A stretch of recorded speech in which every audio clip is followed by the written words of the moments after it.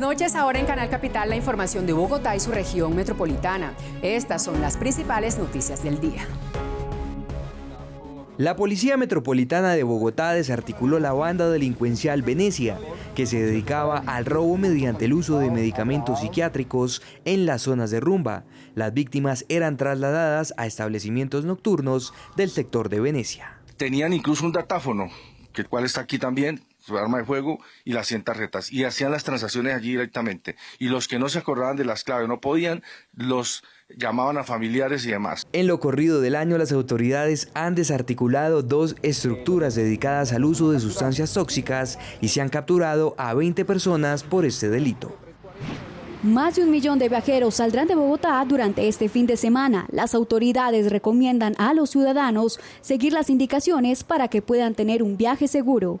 1000 agentes estarán realizando operativos durante el fin de semana para garantizar la movilidad de quienes salen e ingresan a la ciudad. El distrito intensificó los trabajos de recuperación de la malla vial de Bogotá con el equipo Tapahuecos. Este año se han intervenido casi 2 millones de metros cuadrados de malla vial.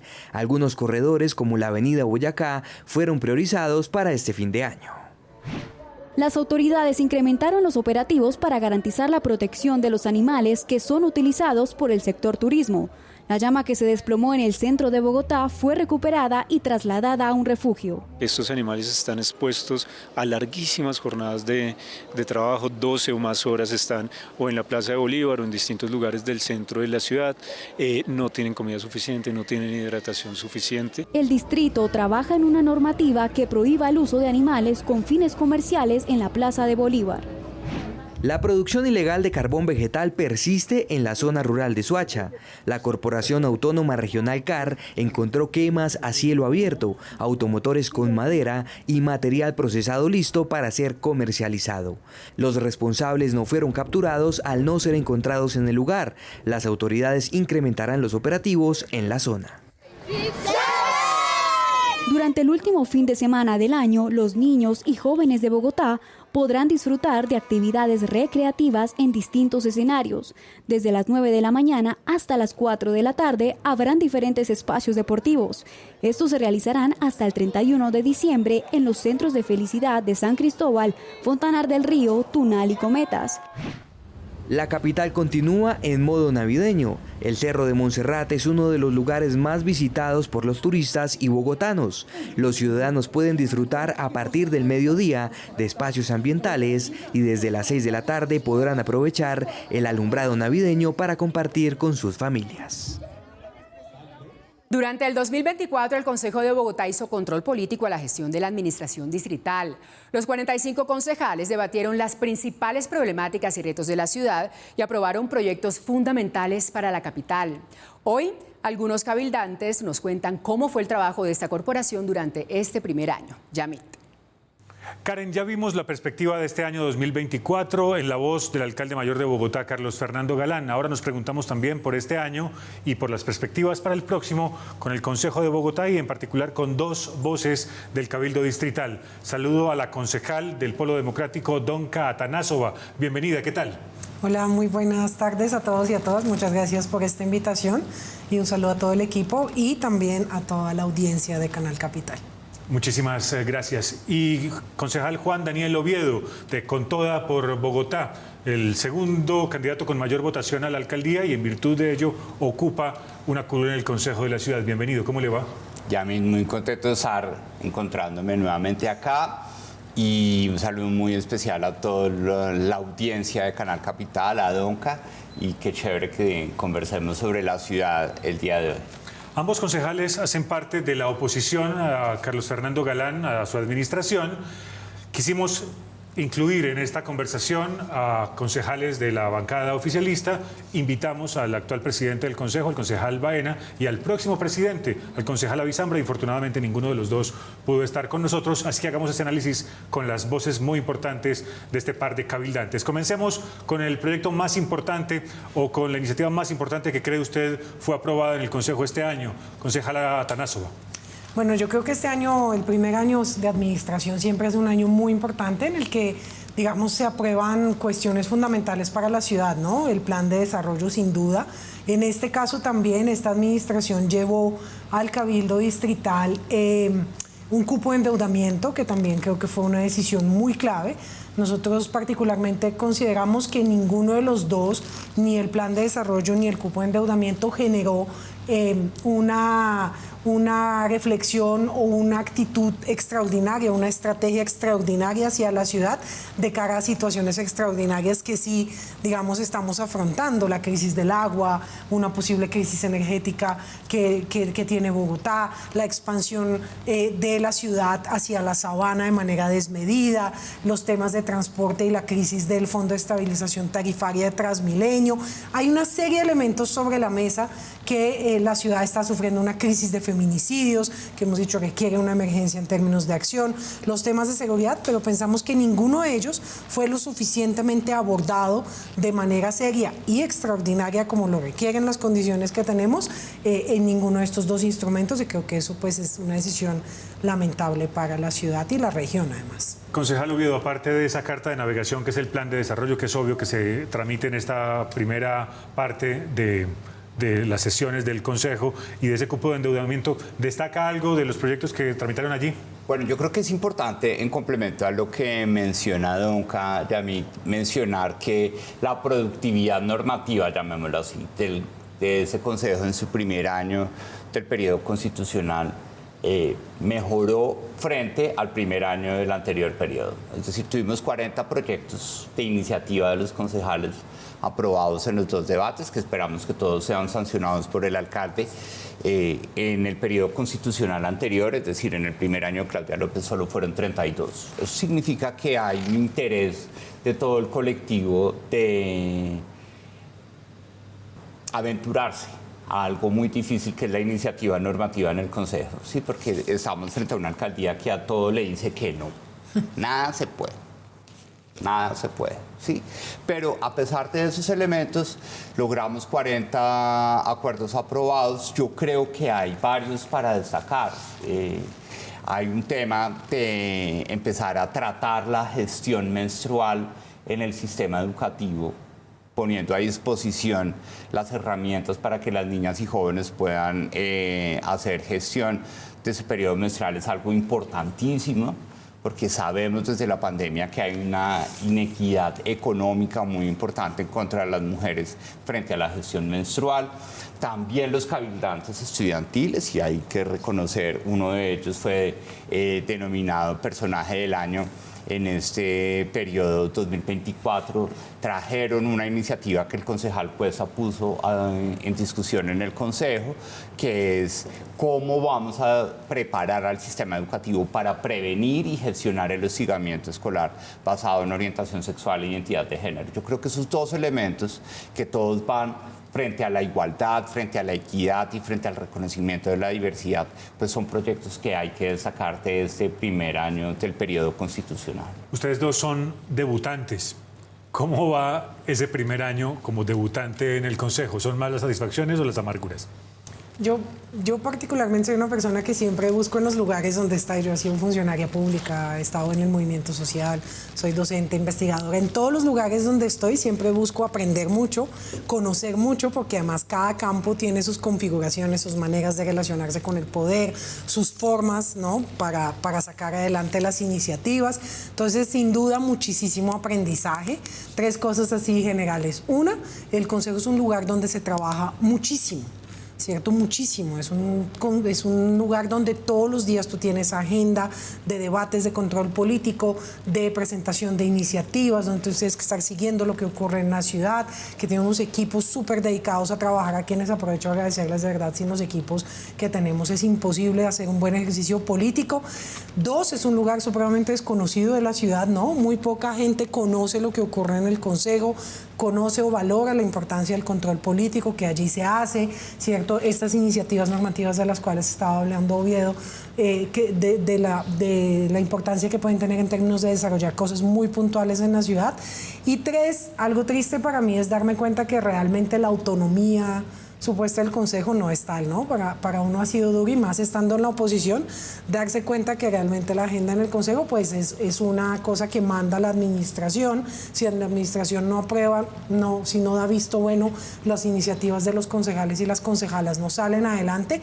Creo que ahí hay un reto muy grande, y es que sí, el Consejo tiene que ganar una mayor autonomía y un poco validar. Yo sé que hay temas que son de iniciativa del distrito, como el plan de desarrollo, como el presupuesto, pero hay cosas que son iniciativas del Consejo que sí creo que es clave. Si el Consejo en su conjunto valora y considera que son fundamentales, pues que la atravesada de la administración no sea el paso determinante para finalmente darle o no paso a un proyecto de acuerdo. ¿Más satisfacciones o más frustraciones? Por una respuesta anterior, creo intuir por dónde va usted. Bueno, yo creo que hay que ponerlas en la mitad. Primero que todo, aprendizajes, ¿sí? Porque tú sabes, Yamil, que yo no aspiré nunca al Consejo. Si yo llegué por la democracia, por el estatuto de oposición, ¿sí? Entonces, el desafío de aprender para hacer la tarea bien fue muy grande, porque no solo se trataba de responder a los 616.902 votos que tuvimos en Bogotá aceptando la curul, sino haciéndolo bien. Pero me di cuenta en estos ya casi 12 meses completos que tristemente tenemos una trampa en el gobierno local o territorial de nuestro país, en el que creo yo que el poder de un alcalde o alcaldesa se mide según su capacidad de silenciar a su consejo. ¿Sí? Y ahí está el gran error, porque yo creo que en la medida en que estamos en espacios mucho más acotados, que no son el Congreso de la República, donde se representan todos los intereses del país, sino que al menos tenemos algo más de homogeneidad, estamos pensando en nuestra ciudad, la conversación efectiva entre el Consejo y la Alcaldía pues rendiría muchos frutos, ¿sí? Pero huele a que no más la actitud de secretarios y secretarias que van al Consejo a decir, parquémonos acá porque nos toca, ¿sí? Y hagámonos los que escuchamos porque nos toca. Pero que uno diga que verdaderamente de una discusión sustantiva que hayamos tenido en el Consejo haya habido un cambio de actitud de la administración distrital. Cero. Bien, entonces ahora sí, ya que usted lo menciona, evaluemos por favor desde la perspectiva, al menos la de ustedes dos, cómo es la percepción del primer año de Carlos Fernando Galán. Bueno, yo solo quería agregar algo a lo que acaba de decir Juan Daniel, y es, en el Consejo hay gente que trabaja muy bien. Yo debo decirlo que a mí también me ha sorprendido mucho, varios concejales y concejalas que hacen un trabajo muy juicioso, muy fundamentado. Así yo no esté de acuerdo con ellos o ellas, o sea, de verdad, eso lo valoro muchísimo, pero sí, en efecto, y con esto empiezo el balance de esta administración, creo que es una administración que tiene muchísimas dificultades para escuchar y para valorar los argumentos. Yo siempre lo he dicho en todos los debates, Galán ganó las elecciones y hay que reconocérselo, aquí nadie ha dicho que no. Pero también esta administración le tocó estar al frente de la ciudad en medio de un momento muy importante, donde tenemos una serie de aspectos liminales, les llamo yo, de ciudad y de la región, que no puedes no tomarte en serio la decisión a tomar, porque no es cualquier decisión. No es como que dentro de 15 años la gente va a decir, ay, a Galán le tocó tomar la decisión frente a la crisis del agua y bueno, tomó una y más o menos, pero bueno, ahí seguimos. No, estamos en un momento liminal en el que cómo se defina nuestra relación como sociedad con el agua va a ser fundamental para todas las generaciones de aquí en adelante. Lo mismo frente a los temas de energía, lo mismo frente al tema de abastecimiento de alimentos, lo mismo frente a temas como el transporte, que ya es insostenible lo que tenemos en clave de Transmilenio, el Fondo de Estabilización Tarifaria, la negativa a incorporar mecanismos y modos de transporte como el Regiotram del Norte. Uno dice no, el ataque a los ecosistemas de vida, que uno dice esta administración puede haber tomado decisiones mucho más importantes frente a cómo cuidar ecosistemas, cómo restaurarlo, cómo hacerlo con la gente, cómo abrir la participación, y no pasan estas decisiones. Entonces, para mí, un primer balance es esto, una administración que no es capaz de valorar argumentos para interpelarlos y para decir, oiga, esto lo incorporamos, esto no, finalmente somos los de la decisión, pero estas ideas y argumentos tienen sentido. Y dos, una serie de temas liminales que yo digo, en el cupo de endeudamiento. O sea, volvimos a endeudar a la ciudad por un montón de plata además, quedamos al 90% de cupo de endeudamiento de la ciudad y no hay una línea frente a qué hacer con la crisis energética y con la crisis del agua más que todo. Pero en cambio le entregamos el 75% de la plata del cupo de endeudamiento a grandes obras de la ciudad que ni siquiera las que tenemos avanzan y ni siquiera el IDU tiene la capacidad de ejecutar la plata que se le entrega. A finales de noviembre, el IDU era de las entidades que iba en más lenta ejecución de todas y le entregamos el 75% de la plata del cupo de endeudamiento. Entonces yo digo, son decisiones que uno dice, ¿qué sentido tienen profundo, más allá de que no nos guste el carácter político o no, qué sentido profundo tienen frente al modelo de ciudad y región que estamos construyendo? Y desde su perspectiva, concejal Oviedo. Bueno, yo creo que en este primer año, desafortunadamente, por Bogotá, por el país, porque lo más importante, Yamit, es reconocerle a la audiencia que lo mejor que nos puede pasar, no importa el lugar en el que estemos, es que a la ciudad le vaya bien, ¿sí? Y no se trata de hacer oposición simplemente porque al alcalde le vaya mal, ¿sí? Pero yo creo que a esa administración le hizo falta reconocer el momento en el cual asumía el poder, ¿sí? Un momento en el que Bogotá resurgía de todos los coletazos de la pandemia, del confinamiento, de la alcaldesa cuidadora, de los problemas que se generaron derivados con la reactivación de la pandemia, la crisis del empleo, la pobreza, del hambre. Y la gente, a la administración Galán se le olvidó que la gente ahora quiere estar bien en la calle. Y por consiguiente el espacio público era la variable a abordar de forma contundente. Y desafortunadamente se fueron por una apuesta un poco más difusa, que es la de prometer seguridad. Pero yo creo que si hubiéramos en este primer año dicho, ya que estamos en tiempos de normalidad, llamémoslo así, vamos a ponérsela toda a que el espacio público sea de calidad, que la ciudad esté limpia, ¿sí? Que resolvamos el tema de la convivencia entre los vendedores informales ambulantes en el espacio público y el comercio formal y los peatones, pero de una forma estructural. Y sobre todo que pongamos a funcionar el sistema de transporte público bajo los mejores estándares de calidad. Yo creo que la gente hubiera sentido más la llegada de Galán al poder. Pero tristemente en la calle la gente dice la mayoría de las veces que aquí no sentimos nada distinto a lo que venía pasando en la ciudad. Entonces yo creo que le hace falta marca, le hace falta un poco de carácter y ojalá el balance de este primer año le permita a la administración recapacitar para que verdaderamente se acerque a la ciudadanía, que es lo que demandan todos los habitantes de la ciudad. Voy a recurrir a la experiencia de ustedes dos, no porque crea que dominan solo un tema, ustedes dominan múltiples temas, pero hay unos en los que han sido más fuertes seguramente o han puesto más énfasis. La concejala Atanásova, por ejemplo, ha hecho mucho énfasis en el tema de la seguridad, desde que hacía los análisis de la ciudad, por ejemplo. Cuénteme, por favor, cómo va la administración Galán en seguridad.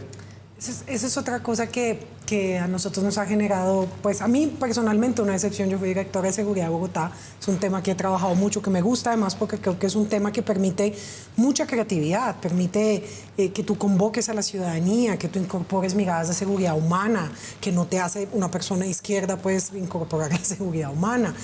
Pero creo que esta administración, uno, ha sido poco creativa, en el sentido de que le apostó casi que mecánicamente a un modelo muy policivo de seguridad que viene generando unos resultados, por ejemplo, en términos de capturas y eso, pero cuando tú vas y miras en los lugares reales donde se desarrollan, por ejemplo, las grandes redes de economías ilegales de la ciudad, de rentas ilegales, no ves que estas capturas realmente estén debilitando las estructuras o la posibilidad de captación de rentas ilegales y todo el problema de afectación que eso genera. Al contrario, las estructuras se están consolidando, las economías ilegales en la ciudad se están consolidando y algo mucho más peligroso aún, y es que estas estructuras hoy tienen una capacidad de control de la vida cotidiana de la gente y de lo que ocurre en los territorios más consolidados de ellos, absoluta y total, ¿cierto? Y frente a eso la administración poco. La negación de incorporar estrategias de seguridad humana en términos de comprender que las problemáticas de la seguridad y por qué la gente decide irse del lado de las rentas ilegales y no estar del lado de las rentas legales es porque hay una serie de fallas en la estructura social y de desigualdad de la ciudad.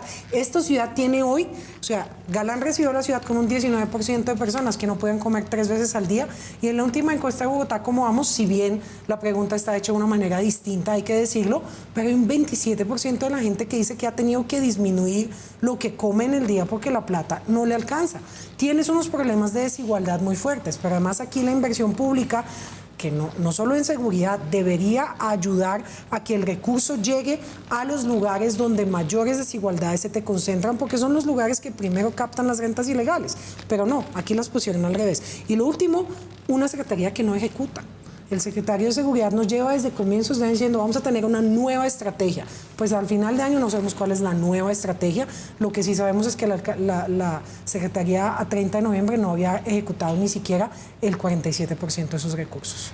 La concejala Tana Suba mencionaba los asuntos económicos que de alguna manera generan desigualdad y hambre, en fin, lo suyo es la economía. Y cuando uno ve las mediciones de Bogotá, cómo vamos, los asuntos del bolsillo están entre los primeros 5 y curiosamente la seguridad y la movilidad no es que no sean importantes, pero están un poquito más abajo. Temas como el empleo o como la educación están más arriba. De esos asuntos, ¿cuál destacaría usted o cómo calificaría usted de los asuntos económicos, del manejo económico? Bueno, yo creo que nuevamente, y a pesar de que lo intenté por todos los canales, de poder tener una visión reflexiva frente a la situación económica de la ciudad, siento una administración distrital que, contrario a pensar que Bogotá puede ser un contrapeso de los problemas económicos del país, Bogotá es el reflejo de lo que pasa en el país. Entonces, siempre encontramos en el manejo de la política económica, como una respuesta a decir, pero es que a nosotros no podemos hacer nada con la crisis del sector de textiles y confecciones porque es que todo el país está así, ¿sí?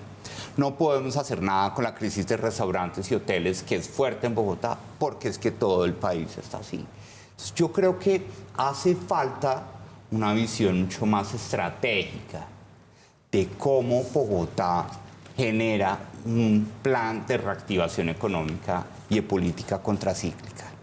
Tristemente, he tenido unas diferencias de fondo con la Secretaría de Desarrollo Económico, con el alcalde, y el mismo sector privado está diciendo, venga, hablemos, ¿sí? Tenemos que pensar en la crisis de empleo del sector de call centers, del sector logístico, ¿sí? ¿Cómo vamos a hacer que la actuación estratégica del distrito aeroportuario relocalice las empresas de logística y de mensajería que se fueron a Mosquera, que se fueron a otros municipios de Cundinamarca, porque aquí ya no era rentable?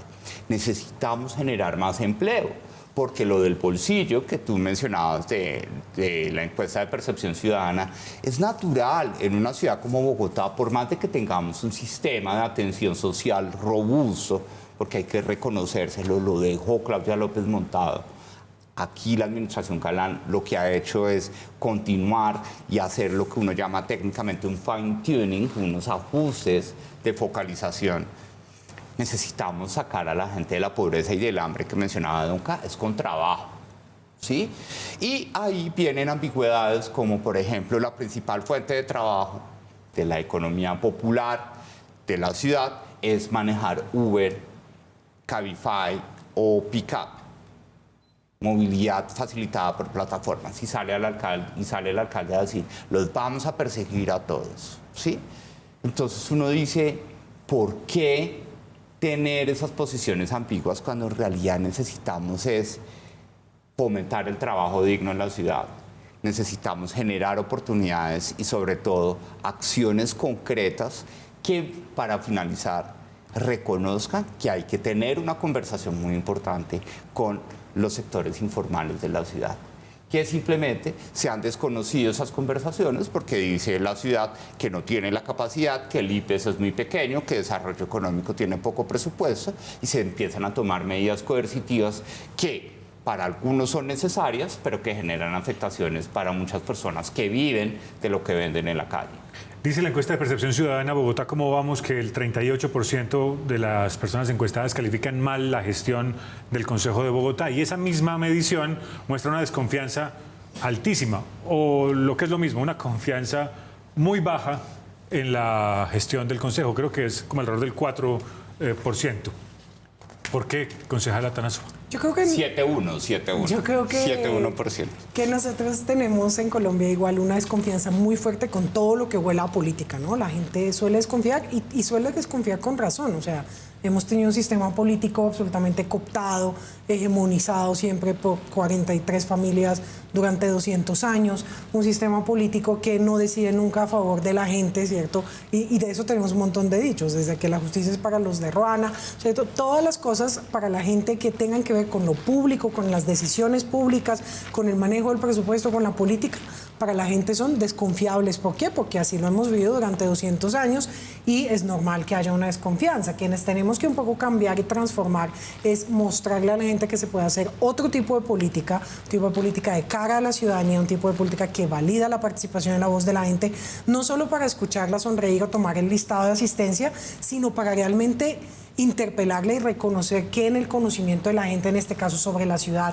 sobre el manejo de sus barrios, sobre las decisiones económicas, sobre todo la gente tiene un conocimiento y tiene unas percepciones válidas que si tú las incorporas en la planeación de la ciudad, de la vida, de las decisiones, seguramente te irá bien, pero además aprenderás a escuchar las críticas, mejor dicho, muchísimas cosas. Entonces yo creo que y lo otro es esto, la gente no suele tener claro el rol de lugares como el Consejo, por lo que decíamos ahora al comienzo y lo que decía muy bien Juan Daniel, es la lógica transaccional de relación entre quien tiene el gobierno y quien tiene, digamos, la iniciativa legislativa, el control político y demás, ha hecho que en el país la gente realmente piense que este tipo de espacios son para gastar plata y para hacerle caso al gobierno de turno y transaccionar favores. Entonces es un reto poder transformar esta imagen y eso solo lo logras haciendo una política de otro tipo.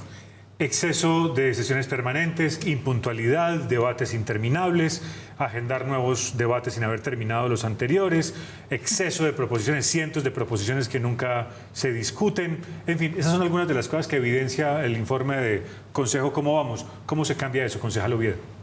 Bueno, yo creo que eso se cambia cuando verdaderamente le damos al Consejo un matiz particular de cuál es su propósito, ¿sí? Claro, pues erradicar cientos de proposiciones, en últimas acá, en total confianza, pues es ganar tiempo al inicio de la sesión, ¿sí? Porque bla, bla, bla, bla, bla, bla, bla, bla, bla. Bla, bla, bla, bla, bla, bla, bla. Entonces se demoran 20 minutos cada sesión empezando aprobando proposiciones que, como lo dices tú directamente, nunca son discutidas. Entonces yo creo que es muy importante y en eso el plan de acción del Consejo 2024-2027 ha sido muy claro, es definir unas prioridades, ¿sí? Y ese plan de 4 años busca cómo podemos activar nuestras orejas como Consejo, ¿sí? Y podemos escuchar más las necesidades de la gente. ¿Y cuál debería ser esa prioridad? Porque se pasan más del 45.8% de las sesiones en control político y eso no está mal, hay que hacer control político, es una de las funciones, pero ¿cuáles deberían entonces ser las prioridades? Bueno, la prioridad para nosotros es en este momento, como tú lo mencionas a partir de las preguntas anteriores, que se han hecho esos debates de control político y en los que se han recibido respuestas absurdas de la administración. Reactivación económica, que hay que hacer una política pública que estará lista en 2026. Sí. Basuras, esperemos al modelo secreto, la licitación de recolección, barrio y limpieza y de la economía circular que vamos a prometerle a la ciudad y ahí se va a solucionar todo. Cámaras, con mentiras, porque está vencido el contrato de infraestructura tecnológica y tuvieron que hacer una contratación interadministrativa con la ETB para poner cámaras y además ponerles el internet de la ETB que tiene fallas permanentes. Entonces, el Consejo ha hecho el intento y eso hay que reconocérselo.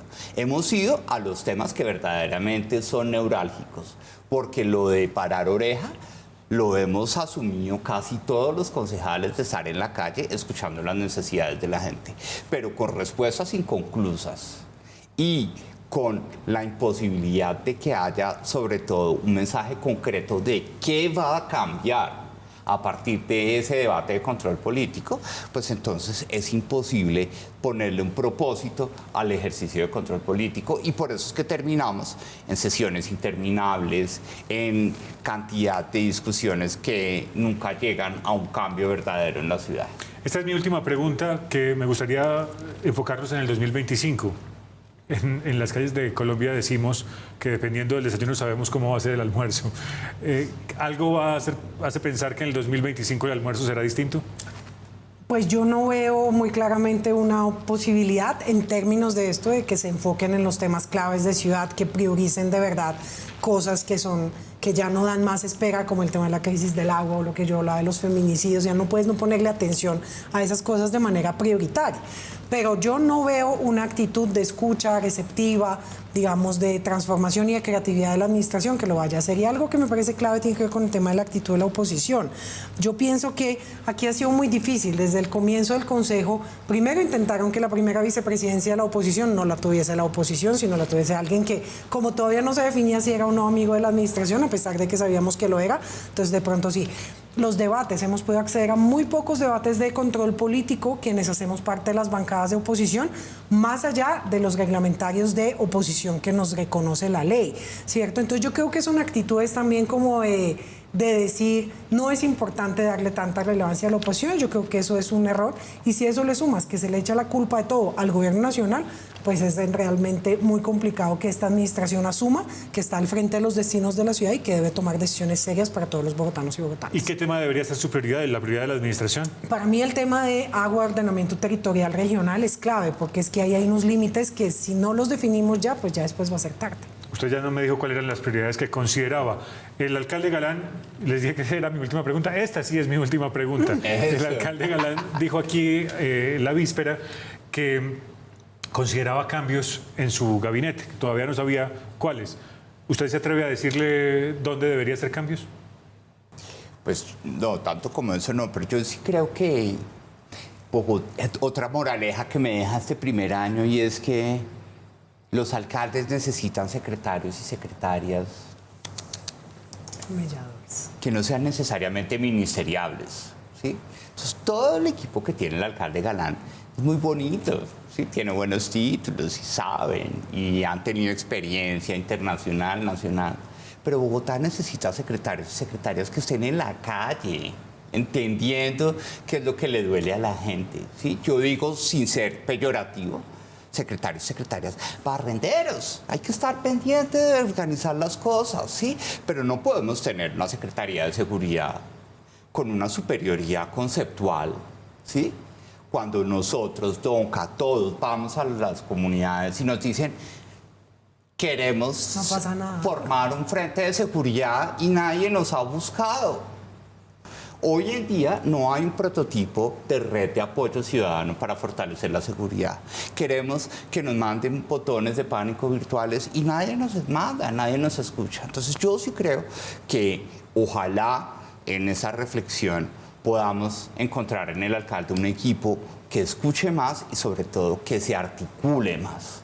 Porque se nota a leguas que ni siquiera 5 minutos antes de cada debate de control político ni siquiera se reúnen para tomarse un café y decir, bueno, ¿usted qué va a decir, Donca? Y a mí, ¿usted qué va a decir? Entonces no repitamos, articulémonos, demos una respuesta en conjunto. No, ella llega con sus diapositivas, tú llegas con las tuyas, yo llego con las mías y repetimos los tres, y a veces hay contradicciones. Entonces se necesita una visión de equipo más clara, porque los problemas de Bogotá parecen una frase de cajón, pero todos son multidimensionales e intersectoriales.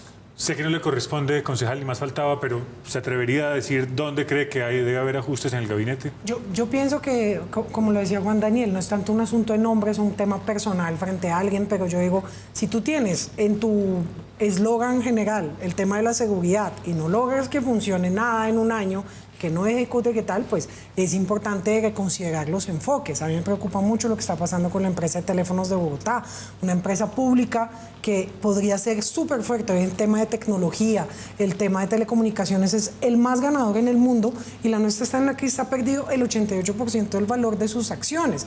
Y claro, se hacen cambios, pero no se ven. El tema de las grandes obras, yo creo que el metro de Bogotá pues no va bien. Y tratar de seguirle echando la culpa al gobierno nacional, pues no, ya no es una respuesta de ninguna manera. El gobierno nacional no se ha atravesado en nada, ha puesto toda la plata frente al metro, ha dicho listo, no quisieran subterranizar una parte, háganlo como lo tienen, igual seguimos poniendo la plata y el metro tiene que traer. Otra vez, el alcalde ha salido 2 veces a decir que la 72 la va a entregar y sigue sin entregarla. Y es un problema de que las grandes obras en Bogotá no tienen coordinación interinstitucional. Lo que decía Daniel es muy cierto, o sea, es que, ¿cómo es que es imposible que tú no tengas una especie de gabinete paralelo alrededor de la ejecución de una obra como el metro, que te resuelva los permisos, que te resuelva las licencias, que te ayude a la relación con la ciudadanía? Nosotros hicimos un recorrido en torno a la obra del metro y los responsables de gestión social no subían. Nos tocaba correr detrás para que escucharan a la gente que les quería preguntar por qué trabajan a las 11:30 de la noche con una perforadora que genera un ruido insoportable, siendo que habían hecho un acuerdo de trabajar hasta los 10 y le huían a la gente. Entonces yo digo, tienes un problema intersectorial en general de concepción y de atención y no activas cambios. Entonces tiene que activar cambios, pues porque si no, esta ciudad va a ser muy grave para la ciudad, no solo para la figura política del alcalde, sino para la ciudad y la gente. Concejal Donka Atanasova, gracias por haber estado con nosotros y por ayudarnos a hacer este balance con voces, otras voces desde el Consejo. Muchísimas gracias a ustedes por la invitación, por darle espacios también a la oposición y por escuchar las diversas voces, y gracias a la audiencia y un feliz año para todos y todas. Bueno, feliz Navidad, feliz año por supuesto para usted, para su equipo. Concejal Juan Daniel Oviedo, gracias por haber estado con nosotros. No, Yamin, muchas gracias. Sí, creo que fue una excelente conversación y creo que el objetivo es que todo esto, más que generar dolores, genere oportunidades para que a Bogotá le vaya mejor, que es lo que queremos todos. Juan Daniel Oviedo, de Con Toda por Bogotá, ambos concejales que piden, Karen, más diálogos y diálogos más productivos y más argumentados entre la Administración Distrital de Bogotá y los cabildantes en el recinto de la democracia de Bogotá.